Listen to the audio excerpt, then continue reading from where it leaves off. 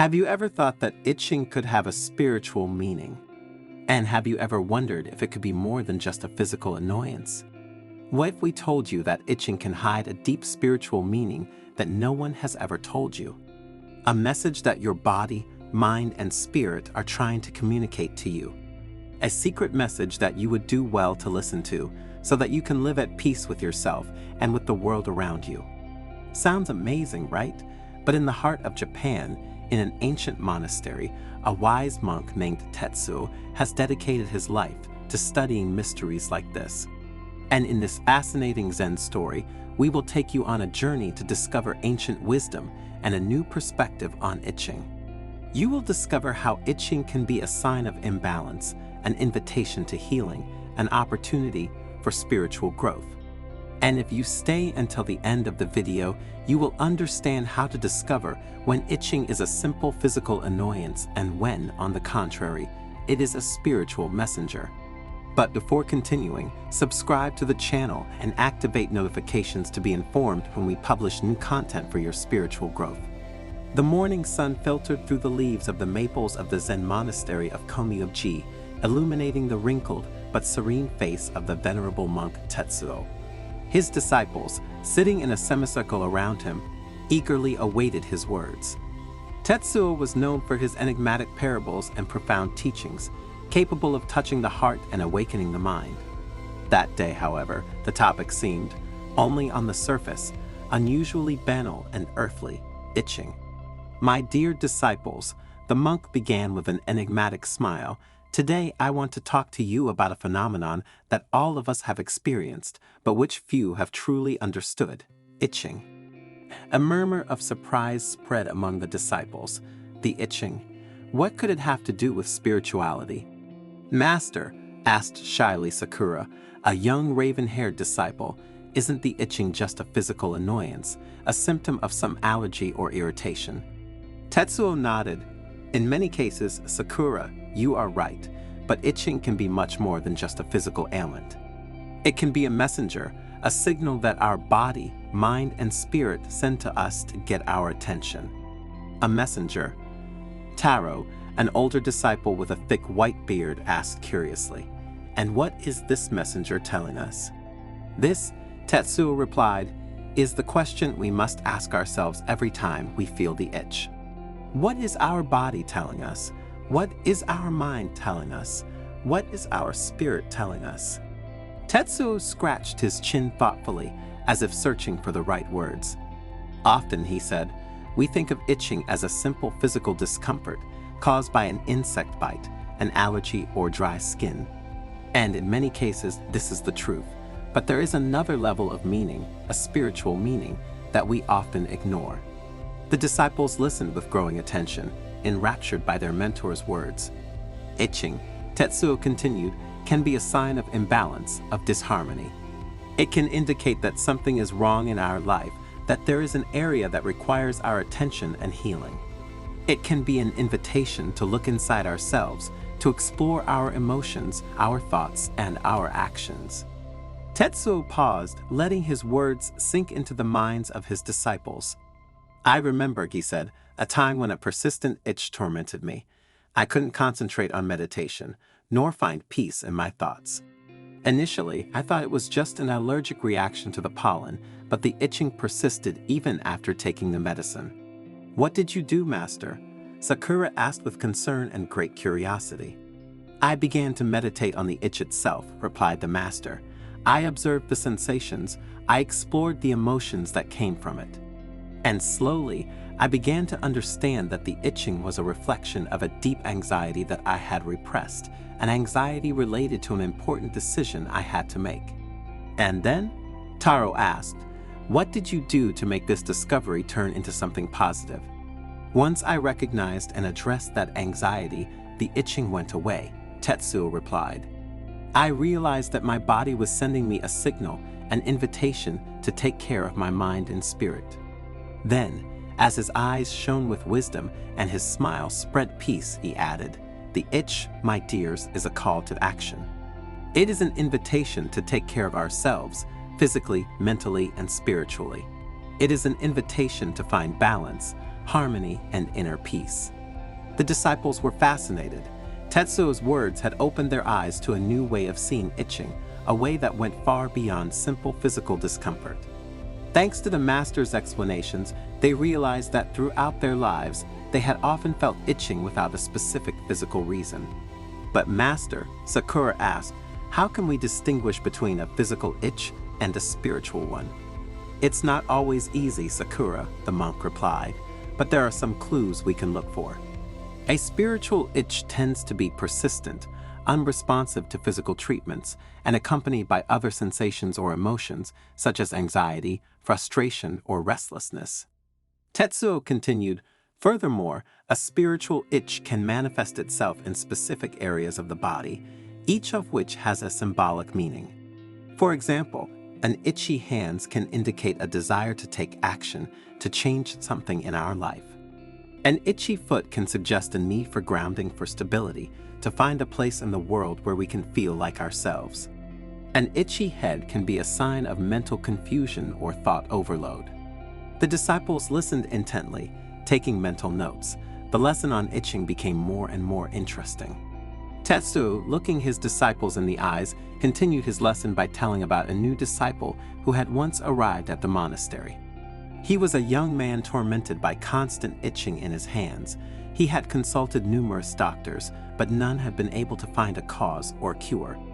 Desperate, Hiroshi had decided to seek help in the monastery, hoping to find relief in Tetsuo's wisdom. The monk welcomed Hiroshi warmly and invited him to share his story. And the young man told of his hectic life, his stressful job, and his constant dissatisfaction. He had always looked for happiness externally, accumulating material goods and chasing ephemeral successes, but nothing seemed to quench his internal itch. Tetsuo listened carefully, nodding every now and then. When Hiroshi finished speaking, the monk said to him, "Hiroshi, your itchy hands are not just a physical ailment. It is a sign that your soul is restless, that there is an unexpressed desire burning inside you. Your hands, tools of action and creation, are asking you to express your true nature, to follow your passion." Hiroshi was confused, but Master, he said, I don't know what my true passion is. I have always done what others expected of me, what society considered right and appropriate. Tetsuo nodded and replied, your true passion, Hiroshi, is like a seed buried deep in the earth. It needs to be nurtured, cared for, and brought to light. Start exploring your interests, experimenting with new activities, following your curiosity. And above all, don't be afraid to make mistakes, to try and try again. Only in this way will you be able to discover what truly makes your soul vibrate. Hiroshi, inspired by Tetsuo's words, began to dedicate time every day to self-discovery. He experimented with painting, writing, music, dancing, cooking, gardening. Every activity opened new doors for him, showed him aspects of himself that he didn't know, and slowly the itchy hands began to subside. One day, while he was working in the monastery garden, he felt a deep and unexpected joy. His hands, immersed in the earth, seemed to dance among the plants, creating harmony and beauty. In that moment, Hiroshi understood that his true passion was nature, taking care of the earth and its creatures. And from that day on, he enthusiastically dedicated himself to gardening, transforming the monastery garden into an oasis of peace and abundance. The itchy hands had completely disappeared, replaced by a feeling of contentment and serenity. He had found his true calling, his purpose in life. The disciples reflected on the story they had just heard, understanding the profound message it contained. The itch, like life itself, was a journey, an opportunity for growth and transformation. From that day, Tetsuo's disciples began to see the itch with different eyes. It was no longer just an annoyance, but an opportunity, an invitation to explore one's inner world and find peace, balance, and healing. And so, itching, from a simple physical symptom, transformed into a powerful tool for spiritual growth, a path towards self-realization. In the following days, the disciples began to share their experiences with the itch. Sakura told how an itchy throat had pushed her to express an opinion she had long kept repressed, freeing her from an internal burden. Taro spoke of an itchy leg that had led him to embark on a pilgrimage, discovering new perspectives and renewed motivation in his spiritual practice. Every itch, every signal from the body, became an opportunity to deepen self-knowledge, to face one's fears and insecurities, to free oneself from old patterns and embrace change. And the Komyoji Monastery became a place of healing and transformation, where itching, from an annoying symptom, was transformed into a precious ally on the spiritual path. And Tetsuo, the wise monk, continued to guide his disciples with love and compassion, teaching them to listen to body language and find inner peace. Have you ever heard of the meaning of the number 888 and its spiritual importance? For many, it is an angelic number, a portal to luck and prosperity. The certain thing is that for all religions, this number has links with spirituality and with the divine that is in each of us. And it is said that if you write the number 888 on a sheet of paper and put it under your pillow, you can transform your life. By doing so, in fact, you will be able to attract prosperity, serenity, and inner peace. But how are things really? Make yourself comfortable and stay until the end of the video, because at the end of this Zen story you will find an answer to this fascinating mystery. And also, you will learn about the power of the number 888 and how to use it to attract what you want into your life. But before continuing, if you haven't already done so, subscribe to the channel and turn on notifications. This way, you will be notified when we publish new content for your spiritual growth. The sun sank lazily on the horizon, painting the sky with fiery shades that danced on the rocks like tongues of fire. The elderly and wise monk, Kato, is about to reveal something unique to his disciples. Around the crackling fire, Kaido's disciples anxiously awaited the words of the Buddhist monk. They knew that, once again, their mentor would amaze them with extraordinary revelations. Kaido, with his calm and persuasive voice, began to narrate an ancient story, one of those capable of opening the mind and leaving a profound mark in the hearts of each of them. In the mists of time, began the monk, a mystical number emerged from the depths of the universe, 888. Since then, its energy permeates creation, bringing abundance, prosperity, and balance.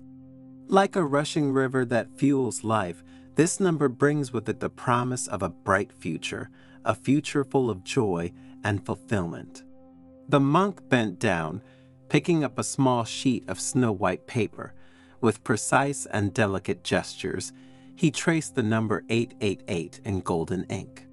His calligraphy, as fluid as a mountain waterfall pouring down the valley, seemed to leave a mark in the minds of the disciples. This symbol, he explained in a soft voice, contains an ancestral force capable of attracting positivity into your life like a magnet attracts iron.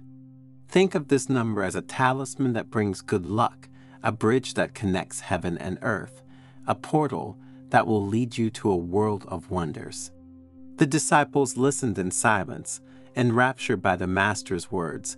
Their eyes shone with curiosity and hope, like stars lighting up in the night sky.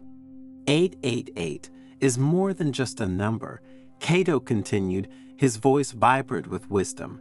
It is a key that opens the door to the unlimited potential of the universe. And consequently, if we know how to interpret certain messages well, to the unlimited potential that lies within each of us.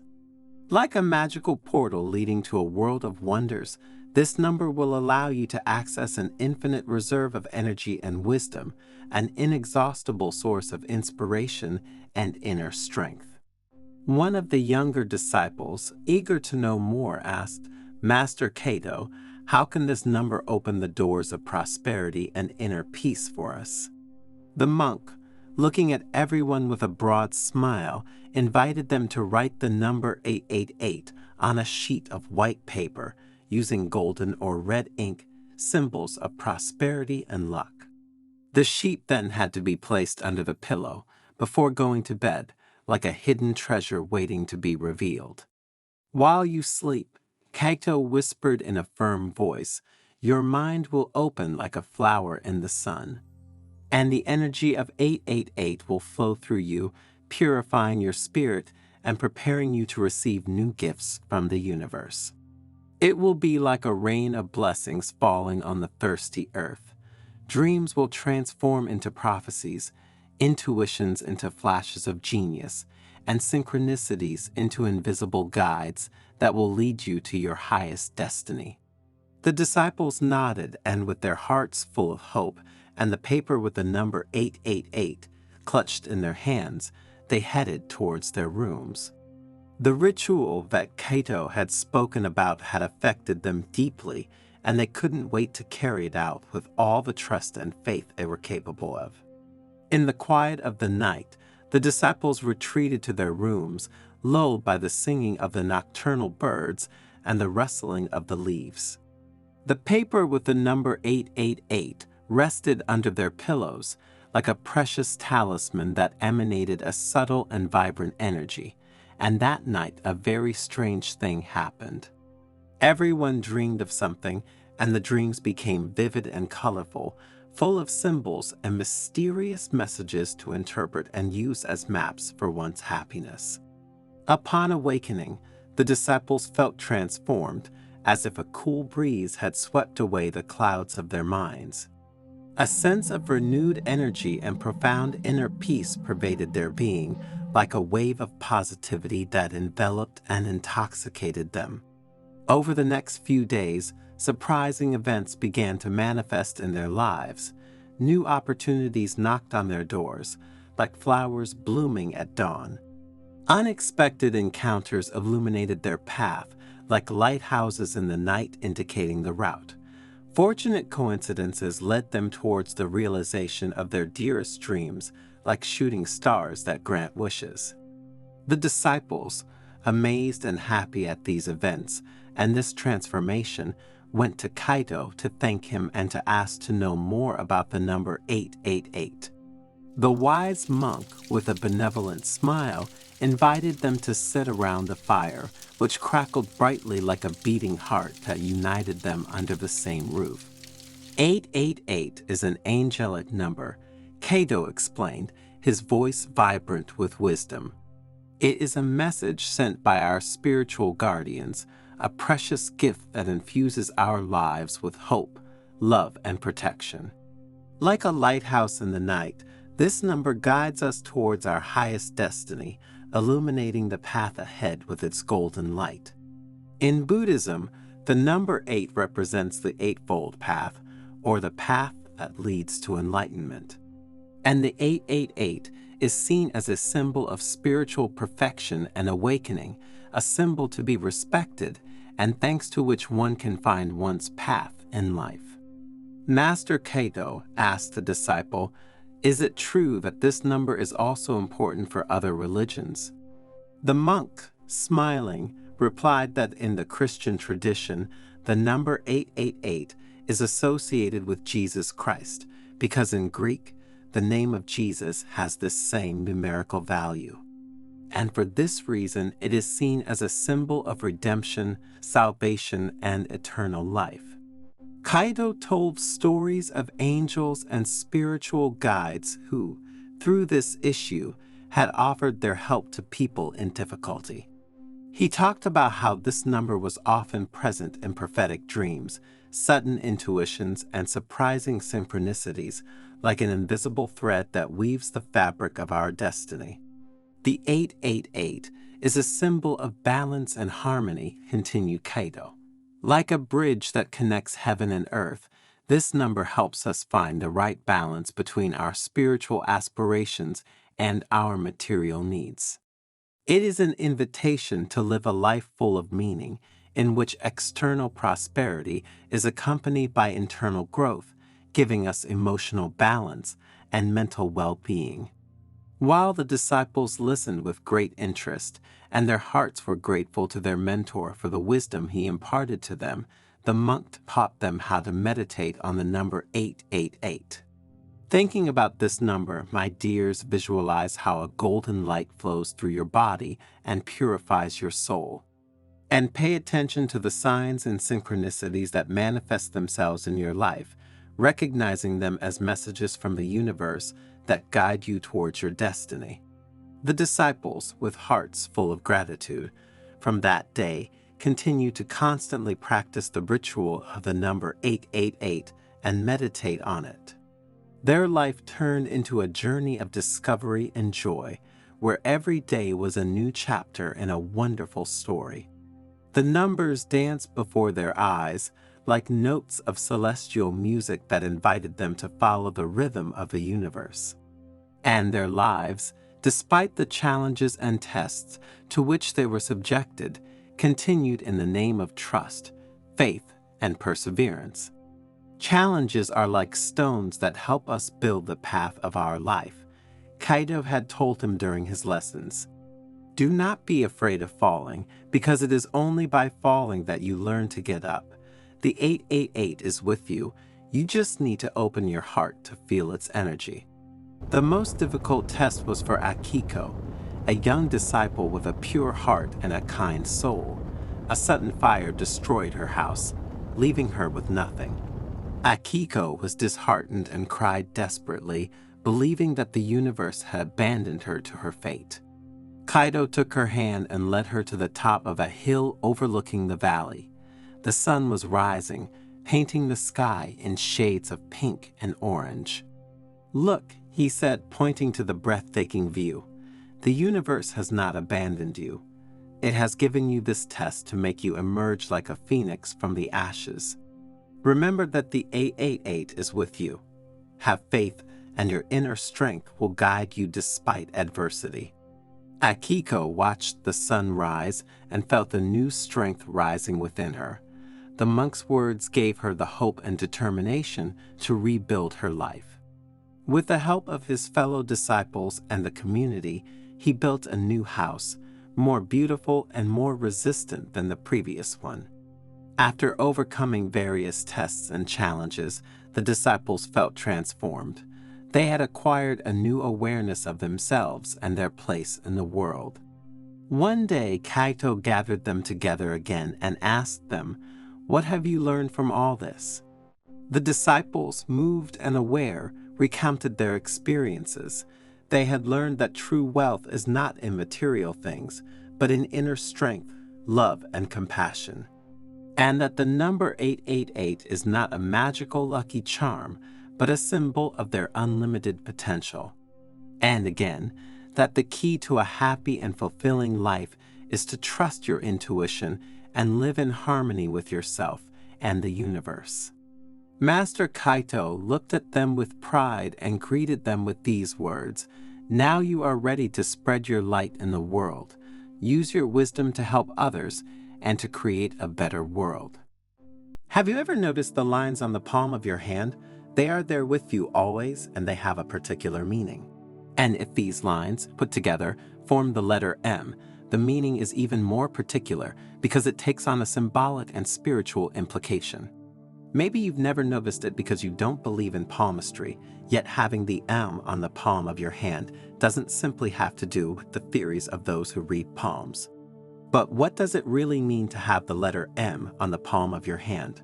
We will see it in this Zen story, rich as always in that Buddhist wisdom, capable of giving us emotional well-being and inner peace.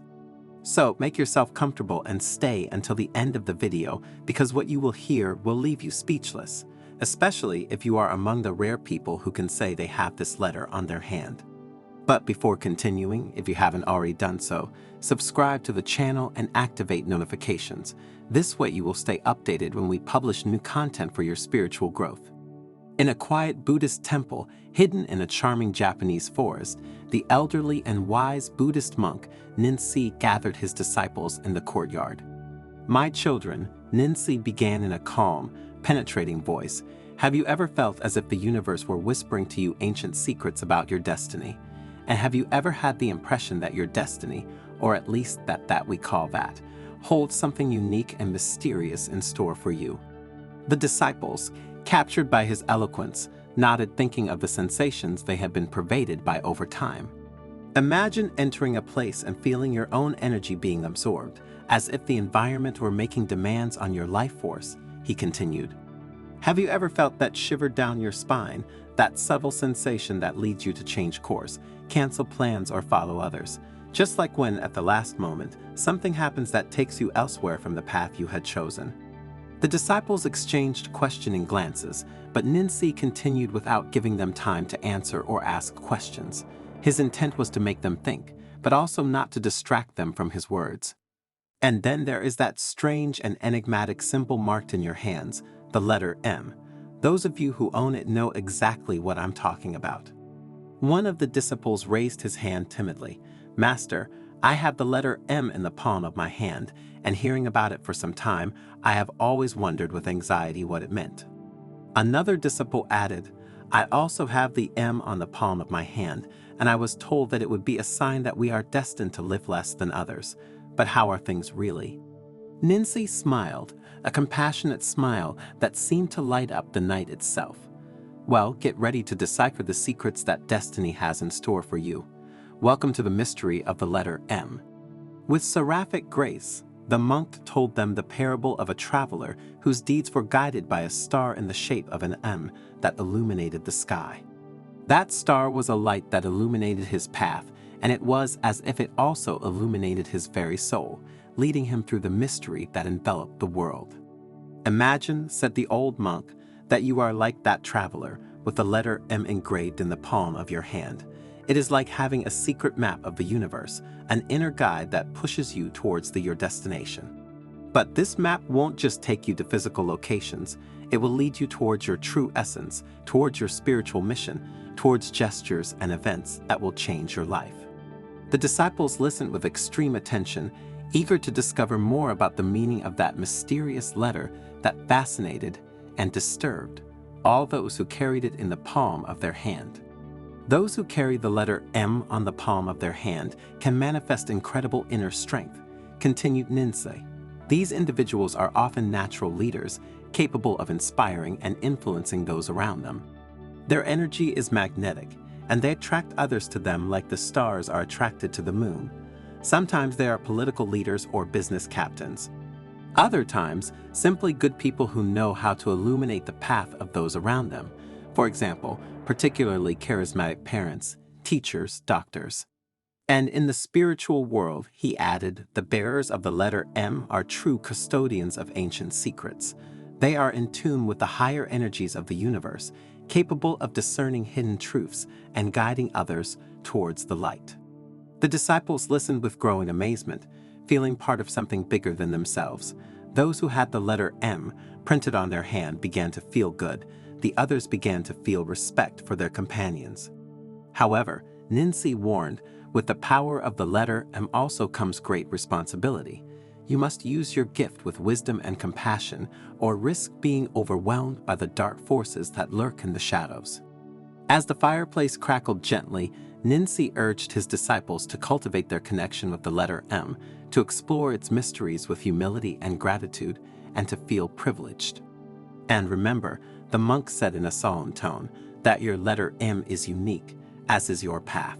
There is no one else like you, and no one can carry out your spiritual mission except yourself. The disciples nodded, feeling a new determination burning in their hearts. With the guidance of the wise monk, they were ready to explore the mysteries of the letter M and discover their true purpose in the universe.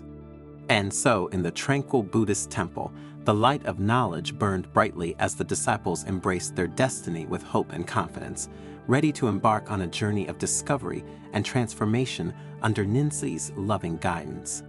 Majestically, Ninsi slowly stood up, his figure bathed in a divine light that seemed to emanate from his very essence. Now that you have understood the meaning of the letter M on the palm of your hand, he said in a grave but hopeful voice, it's time to explore its power and wisdom more deeply. The disciples approached him, eager to learn more. Look, Ninsi said, pointing to the twinkling stars in the night sky. As the stars move harmoniously in the vast universe, so you too, with your letter M, are called to move harmoniously. Every decision you make is a universal dance between your free will and divine design. Every decision you make has to do not just with your reality, but with that of those you love and the universe itself. A disciple raised his hand. Master, how can we be sure that we are following the right path? How can we make sure that this privilege is not in vain? Ninsi smiled, the wisdom in her eyes shining like an eternal flame. Listen to your heart, she said. Your letter M is like an inner compass, always ready to show you the way. But remember, the master continued, that your journey will not be without challenges and difficulties. Dark forces will try to divert you from your path, but with the light of your letter M as your guide, you will be able to overcome every obstacle and emerge stronger and wiser than before.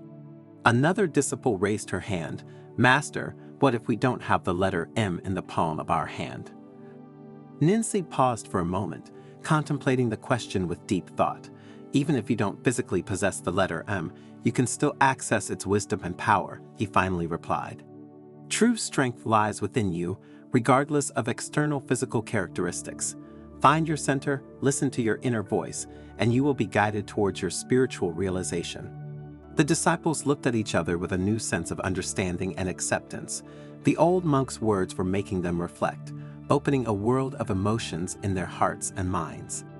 Ninsi, looking at the starry sky and with a deep breath, added, Whether you bear the letter M or not, he said solemnly, always remember that you are an integral part of the great mosaic of the universe. Each individual, with their own uniqueness and beauty, contributes to the fabric of life. May your journey be illuminated by the light of wisdom and love, and may you find your true essence and inner growth. With these words, Ninsi closed his eyes and the disciples looked at him in silence, feeling the depth of his message vibrate in the surrounding air. Time seemed to slow down, as if the universe itself had stopped to listen to the words of the wise monk. When Ninsi reopened her eyes, her gaze was serene and radiant with hope. And now, he said in a clear voice, let us move forward, each of us, on our journey of spiritual discovery and realization. May the light of our letter M, whether visible or not, always guide us toward our true essence and our highest destiny. And so, in the quiet temple, the fire of knowledge continued to burn brightly as the disciples set out towards their destiny with renewed vigor and awareness. Have you ever noticed that certain people come into our lives at crucial moments? It's as if they were sent on purpose to deliver a message or help us solve a problem. And have you ever had the sensation when meeting someone of living in a déjà vu, as if you had already met them in an unspecified past? In this video, we will see that people do not come into our lives by chance, but for a specific reason. So make yourself comfortable and stay until the end, because what you will hear will affect you deeply. But first, subscribe to the channel, turn on notifications, and share the video. In this way, you will help us produce new valuable content every day for your spiritual growth. One day, while the elderly monk Hotaka was meditating under a blossoming cherry tree, a young man named Hiroshi approached and asked respectfully, Master, sometimes I meet people and I feel a positive feeling, as if I had already met them, or as if they had a particular affinity with my soul. Other times, however, I feel a negative sensation, as if that person had come to hurt me, to damage me. And all this makes me restless and makes me ask, do people come into our lives by chance? Young friend, Hotaka said, his piercing eyes fixed on the boys, people never enter our lives by accident, and this truth is deeper than we can imagine. In life, we meet different people, and each of them has its place and role in our story.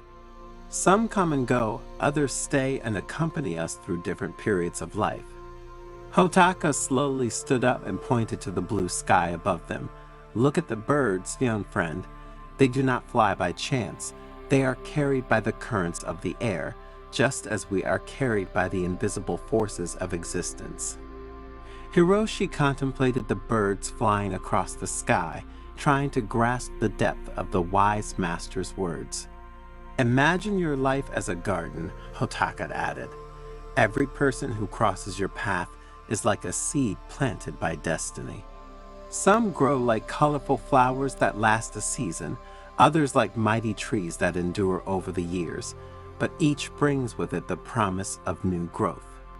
Hiroshi nodded. He reflected on the various flowers and trees he had seen blooming along the path of his life. The people who hurt us, Hotaka continued in a tone of pity, are often our best teachers. They are sharp stones on our path, and despite the pain, they teach us to grow and find our inner strength. The young monk closed his eyes, reliving the challenges that had tempered his soul over time. And then there are those who appear when we need them most, Hotaka said, pointing to a majestic tree. Just as the roots of this tree support it on stormy days, these people support us in difficult times. Hiroshi thought of a person who had been his refuge during a very delicate period, a solid anchor in the midst of a storm, a person who, after that period, left his life, even though he would have still wanted her by his side. Finally, Hotaka concluded wisely, some remain with us forever. They are like fixed stars in our sky, bright and constant. True friends, family members are soulmate. With them we share the burden of our days and the joy of our successes. The young monk smiled, feeling enveloped in gratitude for the special people he had met and had by his side. Hotaka looked up at the sky, and a subtle light danced in his eyes. Recognize and appreciate every person who crosses your path, young Hiroshi. Each is an essential part of your story, and you are a part of theirs. Life is an intricate web of destinies, and each encounter contributes to the fabric of your existence. Know, added the master, that there are fundamentally three types of individuals: those who support us on the path of our evolution, pushing us to overcome limits and reach new levels of awareness; those who bring a breath of renewal to our inner world. When we cross paths with these individuals, we immediately perceive that the universe is weaving an intricate web. What the plans are hidden in these meetings remains shrouded in mystery, but we can be certain that something in us is destined to undergo an eternal transformation. And then there are the individuals who encourage us to continue. This particular category of travel companions may only accompany us for a brief moment, but their role is crucial. They remind us of the true nature of our path, strengthening our determination to move forward. The master's words helped the young novice who, in the following years, continued to follow the path illuminated by Hotaka's wisdom. Every encounter, be it a casual passerby or a lasting life partner, became for him a precious piece in the mosaic of his existence. Through the challenges and joys, Hiroshi learned that every person, every experience, brought with it a hidden gift, a precious teaching that contributed to his growth and spiritual fulfillment. As time passed, the novice himself became a senior monk with wise eyes and a grateful heart. In his role as spiritual guide, he shared with the young monks the profound truth taught to him by Hotaka: that life is a constant flow of meaningful encounters, each of which contributes to the unique beauty of our existence. In conclusion, what is the moral of this story? That in life, every encounter, regardless of its duration or intensity, contributes to the richness of our existence. Life is a wonderful journey of discovery, and each person who crosses our path brings with them a unique gift. Sometimes these people die, sometimes they leave for no apparent reason. Other times they behave badly and force you to make a decision and walk away from them. What we need to understand is that their work is done because one of our needs or desires has been satisfied. Therefore, in a world where people's paths cross and separate like branches of a tree, true wisdom lies in opening your heart at every encounter and learning from the lessons hidden in the folds of destiny. As we move towards our life goals, even difficult challenges and trials always await us, and we can feel helpless.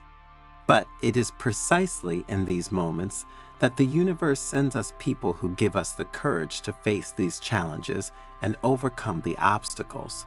Their support and encouragement inspires us and gives us the strength to move forward.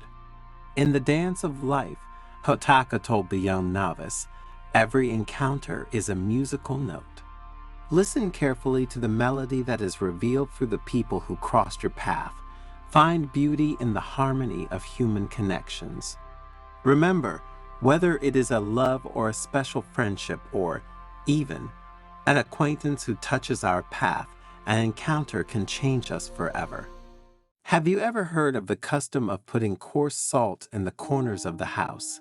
And do you know what exactly this ancient Buddhist practice passed down by monks and healers of enormous wisdom and experience is for? Thanks to the exciting Zen story you are about to hear, you will discover some of the greatest benefits of salt and the powerful symbolic and spiritual implications behind it.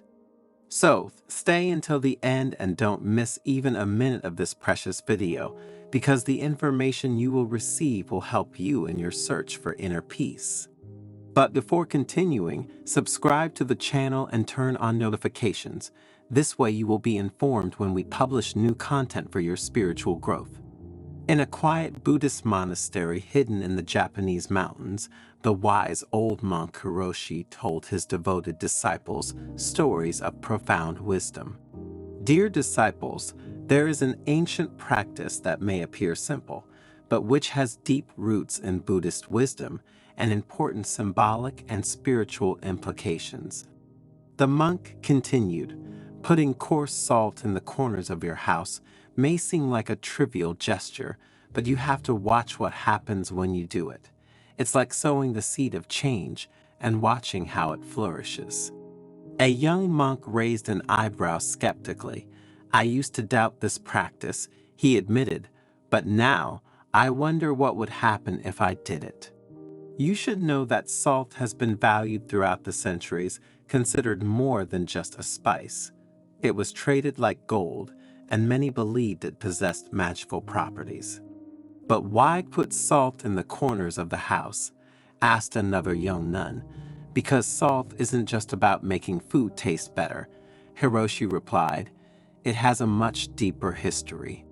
And so the monk embarked on a tale that unfolded through ancient cultures and civilizations, from the ancient Egypt of the pharaohs to Gandhi's India, from the regions of Normandy to Bavaria, from Judaism to Buddhism. He explained how salt had been considered a protective amulet, a symbol of unshakable life, a means of purification and harmonization. It is more than meets the eye, Hiroshi said. It is a bridge between us and the universe, a key to our connection with nature and with ourselves. His disciples absorbed the words of the wise monk, reflecting on the depth behind such a simple gesture as putting salt in the corners of one's home. And so they began to understand that even the smallest actions can lead to significant changes when intrinsically connected to wisdom and awareness. Every practice has a beginning, he began, and the practice of using salt as a tool of purification and transformation has its roots in the past, intertwined with the stories of monks, sages, and ordinary people. The disciples approached, eager to discover the secrets Hiroshi was about to reveal. In Buddhist tradition, he continued in a calm voice, salt is considered a protective amulet, capable of repelling negative energies and purifying the space it occupies. A young nun raised her hand, eager to know more, but how did this practice begin? She asked curiously. Hiroshi smiled, accepting the question. In times past, corners were believed to be places where stagnant energies could accumulate, creating an imbalance in the home environment. And by placing salt in these points, an energetic barrier was created that repelled negative influences. The disciples' eyes shone with interest as Hiroshi continued his narration. In Japan, for example, salt is used in Shinto purification rituals to eliminate spiritual impurities and protect against evil spirits. This practice has evolved over the centuries, but its profound meaning has remained intact and, even today, many elderly people cultivate it and pass it down with confidence to their heirs. As Hiroshi spoke, the disciples found themselves transported to a world of ancient beliefs, superstitions, and traditional wisdom, and they began to understand that the simple gesture of putting salt in the corners of the house was an act of protection and harmonization with the universe. But the power of this element is not limited only to protection, continued Hiroshi, his eyes bright with wisdom. Salt also has the ability to transform stagnant energies into positivity and create an environment that fosters personal growth and emotional well-being. The disciples listened carefully, fascinated by the words of the wise monk. For them, the concept of using salt as a tool for purification and transformation was becoming increasingly clear and meaningful. "And now," said Hiroshi, as the fire crackled softly before them, "I will show you a simple yet powerful method for using salt to purify and harmonize your home environment." With an air of expectation, the disciples gathered even closer, ready to learn the master's secrets, because they knew that even though salt might seem like a common thing, its power was profound and transformative. And Hiroshi was ready to lead them on a journey of discovery through the ancient practices involving this humble yet powerful element. "First of all," continued the elderly monk, "we must understand the role of salt in our daily lives and its connection to the energies that surround us. Salt has been precious throughout the ages," Hiroshi continued, "not only for its culinary value, but also for its physical and symbolic properties. It was considered a divine gift, a symbol of purification and protection against dark forces."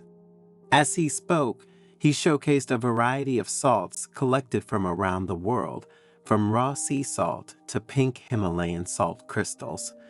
Each type of salt carries with it a unique vibration, he explained. And learning to use salt correctly means being aware of this diversity and how it can affect our environment and our inner energy.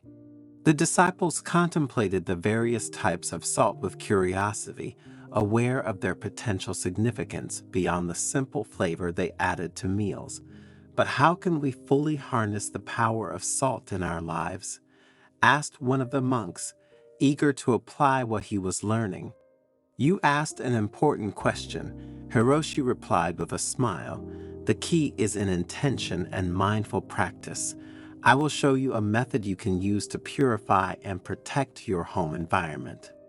"The moon is a powerful energy catalyst," Hiroshi explained, "and when salt is exposed to its light, it becomes charged with purifying and harmonizing energy." The disciples watched in awe as the salt absorbed the silvery light of the moon, exuding an aura of tranquility and power.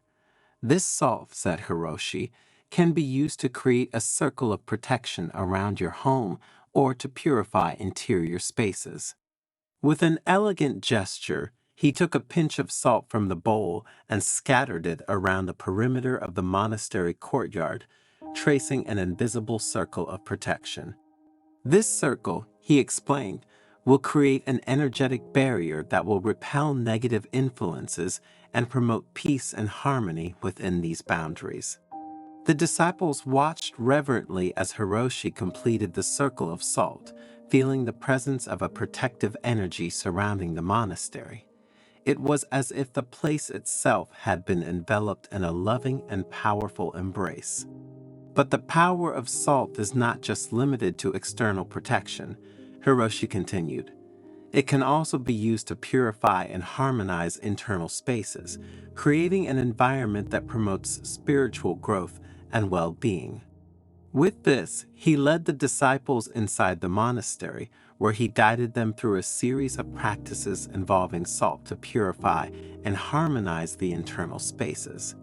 Each gesture was performed with awareness and intention as the disciples learned to connect with the power of salt and use it to transform the energies around them. Have you ever noticed how humidity can accumulate on the walls of your home, especially in certain areas? Hiroshi asked, scanning the expressions of all the people present. Everyone nodded in agreement, recalling times when they had observed this phenomenon in their homes. Placing salt in those spots can be extremely helpful, Hiroshi continued. Salt, in fact, has the ability to absorb humidity from the surrounding air, thus helping to prevent the formation of mold and safeguard our health. But that's not all, he said with a smile that suggested a new revelation. Salt can also be an ally in the fight against bad odors in domestic environments. Placing small bowls of salt in strategic locations around the home, such as the kitchen or bathroom, can help absorb and neutralize bad odors, Hiroshi explained. In this way, salt acts as a natural air purifier, keeping rooms fresh and pleasant. And these two important benefits of salt, my dears, although they are not directly linked to spirituality, actually have a strong connection with our spiritual path. Because just as it absorbs humidity and bad smells, salt also absorbs energies, emotions, and evil presences. Therefore, it has a very powerful symbolic and spiritual role, and each of us should take this into account. Have you ever had the problem of sleeping in one position rather than another? Some people sleep on their stomachs, some on their right side and some on their left side. Then there are those who love to do it curled up in a fetal position and those on their stomach. And again, there are those who love wearing pajamas and those who don't. There are those who love having blankets on and those, however, who want to feel free. Well, if you are among those who have never asked themselves the problem, thanks to the Zen story that follows, you will discover what happens if you sleep on your left side. So, stay until the end, because what you will hear will leave you breathless and will make you seriously reconsider the way you are used to sleeping. But before continuing, if you haven't already done so, subscribe to the channel and activate notifications so you are informed when we publish new content. In a quiet Buddhist monastery located among the mountains of Japan, immersed in the serenity of the gardens, the elderly and wise monk Shinzo decided to dedicate a special evening to sharing profound truths about the way we are used to sleeping. The moon, bright and round in the night sky, seemed to bless the atmosphere of contemplation that spread among the devoted disciples gathered in the main hall. Shinzo, sitting on a tatami, began to speak in a calm voice, as if his words were a light breeze that caressed the minds of those who listened to him. Today, dear disciples, we will see why sleeping on your left side is the best thing you can do for your physical health and emotional well-being, the monk began. We will explore together the profound connections between the practice of left-sided sleep, the benefits for our body and spiritual awakening. Finally, you will understand why Buddhist monks have been sleeping on their left side for centuries. While the disciples were increasingly fascinated and intrigued by the topic, Shinzo continued his speech. In the ancient Eastern tradition, the connection between the body, the mind, and the spirit was an essential part of the path to wisdom and balance. And sleeping on the left side has always been of great importance. This choice is not random, but reflects a profound understanding of the physiological and spiritual principles that guide the practice of sleep. The first advantage of sleeping on the left side, said the monk, is to achieve optimal lymphatic drainage. Lymph flows through our body, and it is important that it does so like a quiet river that flows gracefully through the earth. You should know that the left side of our body is the guardian of this vital flow because it carries with it a load of proteins, glucose, and other substances. Sleeping on this side is like offering a clear path to the river, allowing our body to rid itself of toxins, a bit like a river carries the dry leaves of drifting trees. With a benevolent look, Shinzo turned to his disciples, masterfully narrating the second gift. The stomach and the pancreas are a bit like the deities of our internal temple, said Shinzo. When we lie on our left side, we create a sacred space for the dance of these two organs, which cause gastric juices to move with the grace of dancers in a theatrical performance. You see, sleeping like this isn't just a physical act, it's an invitation to an internal celebration, a silent celebration of enzymes preparing our body for a new day. The monk, happy to see the disciples so interested in his words, continued talking about the third gift deriving from sleeping on the left side, purification, a true nocturnal ritual. Resting on your left side, he said, facilitates the flow of digestive waste, like a stream flowing through fertile soil. The intestine becomes the garden where nutrients are deposited, and in the morning, our body prepares for an elimination ceremony, a daily rebirth. Under the soft light that filled the room, Shinzo elaborated on another benefit of sleeping on the left side, talking about the love of the heart. Our heart is the ruler of our body, he said with a smile. By sleeping on the left side, we offer the heart a perfect backdrop for its work. The aorta, its messenger, starts in a majestic arch towards the left side, like a traveler crossing a bridge, making the journey easier and the blood flow more harmonious. The monk stood up slightly as if dancing along with his tales and continued with the fifth gift. And now, let's talk about the spleen, the devoted handmaiden.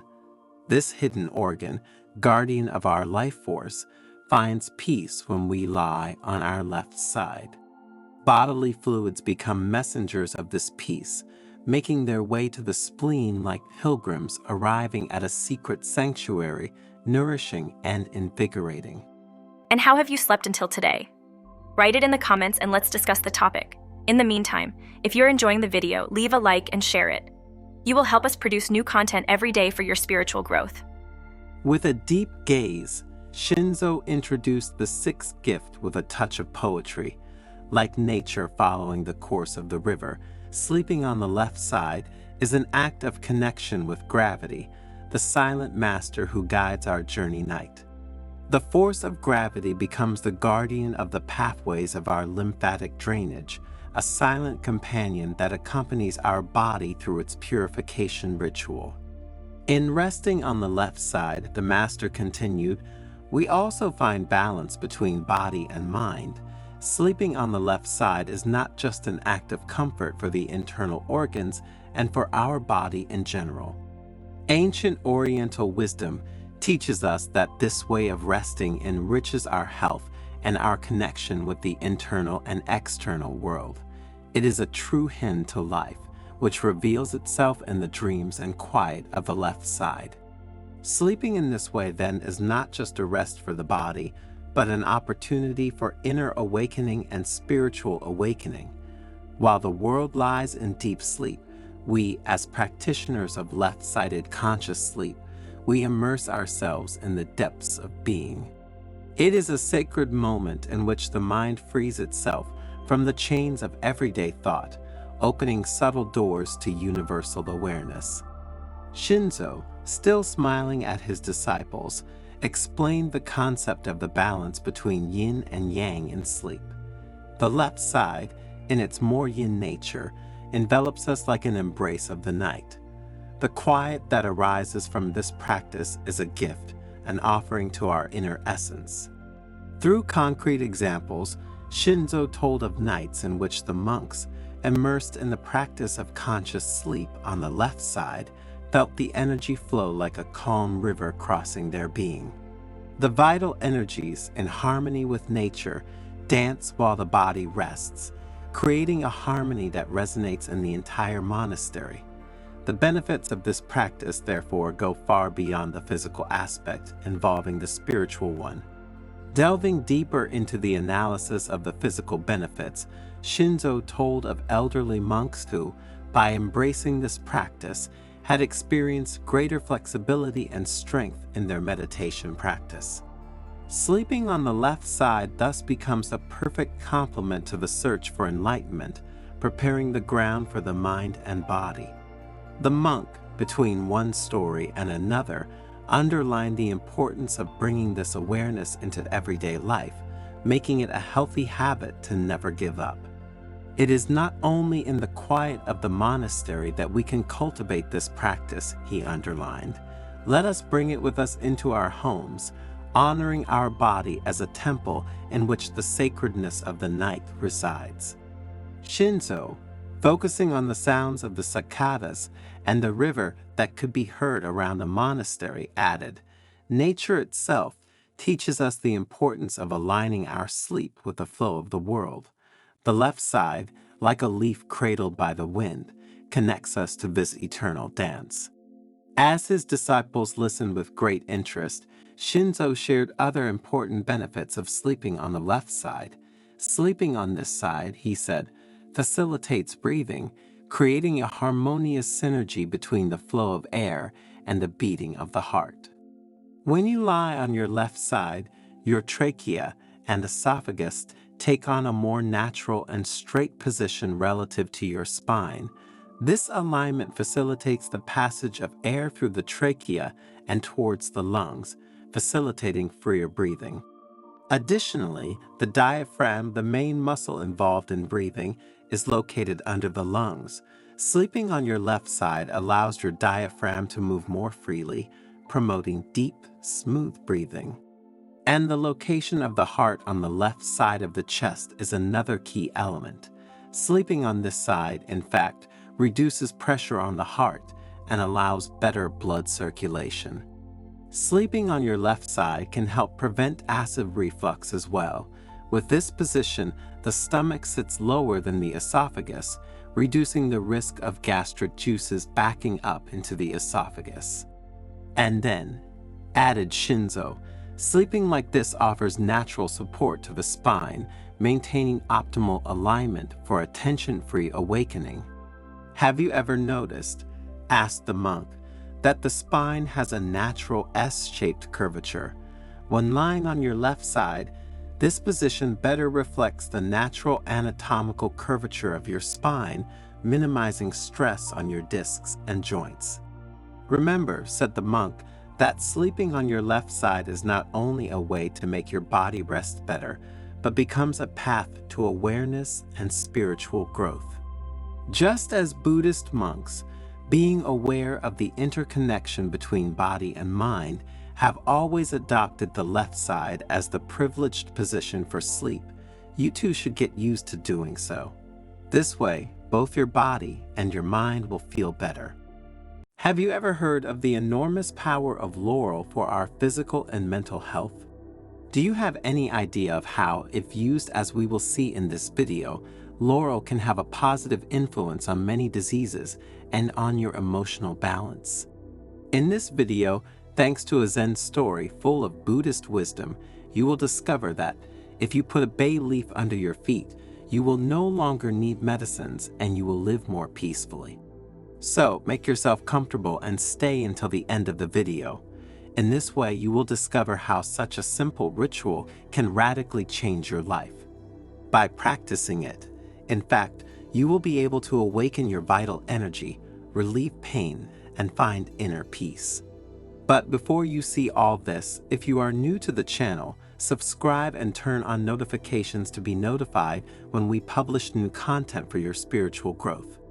The stone path that led to the Zen temple of Komyoji, nestled among the green hills of Kyoto, was illuminated by the first rays of the sun. A group of pilgrims who had come from every corner of Japan were traveling along it to go to the monastery to listen to their mentor. And Keido, known for his profound wisdom and ability to guide people to inner peace and spiritual growth, was eagerly awaiting them. Arriving at the temple, the pilgrims refreshed themselves and then sat in the garden where they would listen to the words of the master. With a slow and measured step, Kaido emerged from the temple door, his face marked by time but illuminated by a serene smile. His eyes, illuminated by timeless wisdom, rested on the pilgrims, transmitting a sense of calm. He wore a simple saffron-colored robe, a symbol of his renunciation of material goods and his dedication to the search for truth. "Welcome, dear friends," Kaido began in a warm, enveloping voice. "I am pleased to see you here, ready to embark on a journey of healing, personal growth, and spiritual discovery." The pilgrims approached, eager to listen to the words of the wise monk. Kaido sat down on a smooth rock, inviting them to do the same, forming a circle around him. The atmosphere was filled with expectation and reverence. The wind blew lightly through the leaves of the trees, carrying with it the scent of the lotus flowers that bloomed in the nearby pond. "Today," said the monk, "I will tell you about an ancient ritual passed down from generation to generation, which has the power to bring relief to the body and soul, promoting inner growth and spiritual awakening." A murmur of curiosity spread among the pilgrims. Kaido smiled, knowing he had caught their attention. "This is a simple but powerful ritual," he continued, "requiring only a bay leaf and a pair of socks." Kaido bent down and picked a bay leaf from a nearby bush. He held it in his hands, showing it to the pilgrims. The leaf gave off an intense and aromatic scent, which seemed to fill the air with positive energy.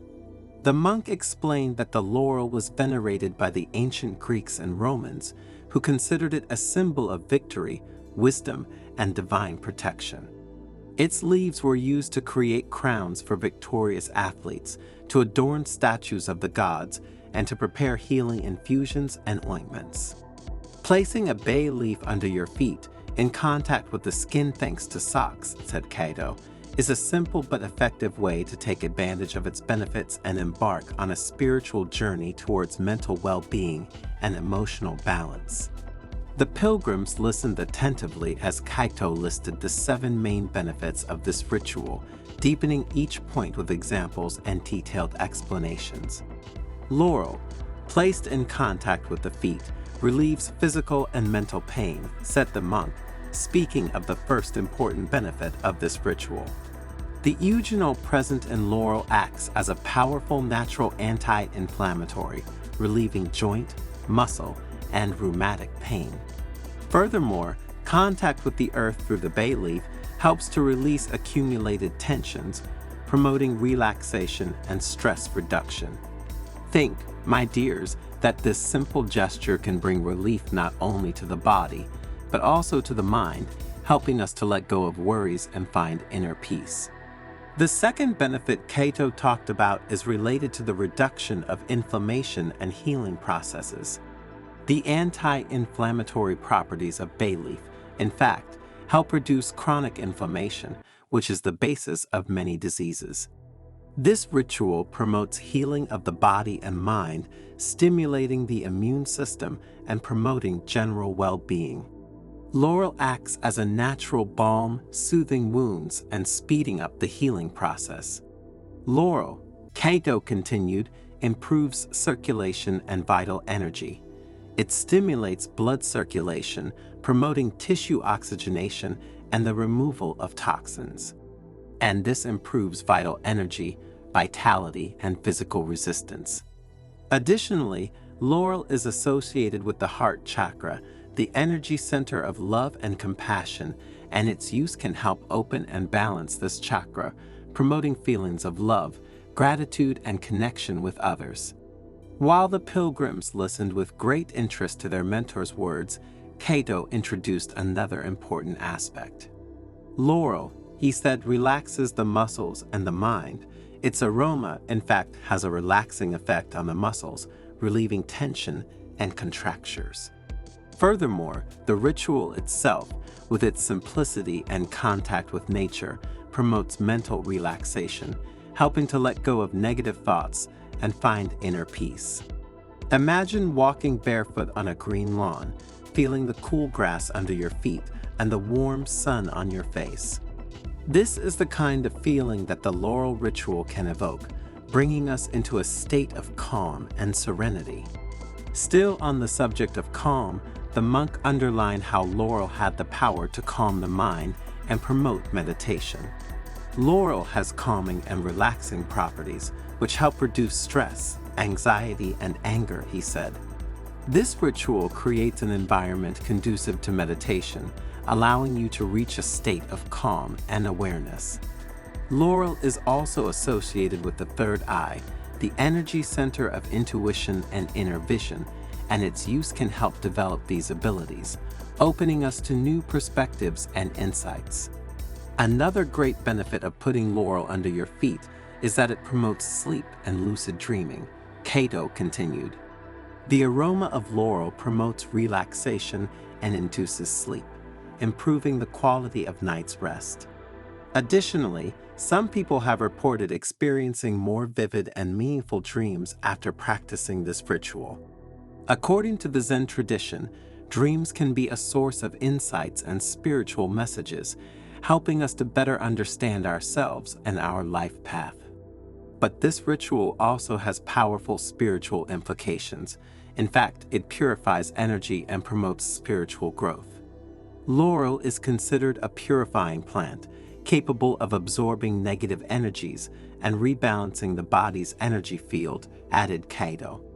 This ritual helps to free oneself from energetic blockages, promoting spiritual growth, opening the heart and connecting with one's higher self. Through this ritual, we can let go of the past, forgive ourselves and others, and open ourselves to new possibilities for growth and transformation.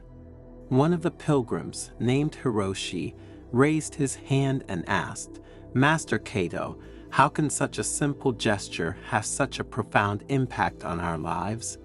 Cato smiled and replied, "Hiroshi, simplicity is the key to wisdom. We often look for complex solutions to our problems, when in reality, the deepest answers are found in the little things, in the daily gestures that connect us with nature and with ourselves." The laurel ritual reminds us that true healing and spiritual growth do not require great effort or complicated practices, but rather an opening of the heart and a deep connection with nature and our true essence. Another pilgrim asked, "Master Cato, can this ritual help me find my path in life?" Cato replied, "Aiko, the spiritual path is a journey of self-discovery. This ritual can help you create an inner space of calm and clarity, where you can listen to your inner voice and find the answers you seek. Through your connection with the earth and the energy of laurel, you can access your inner wisdom and discover your true calling." Cato continued his speech with an invitation. Try this ritual for 15 days and observe the changes in your body, mind, and spirit.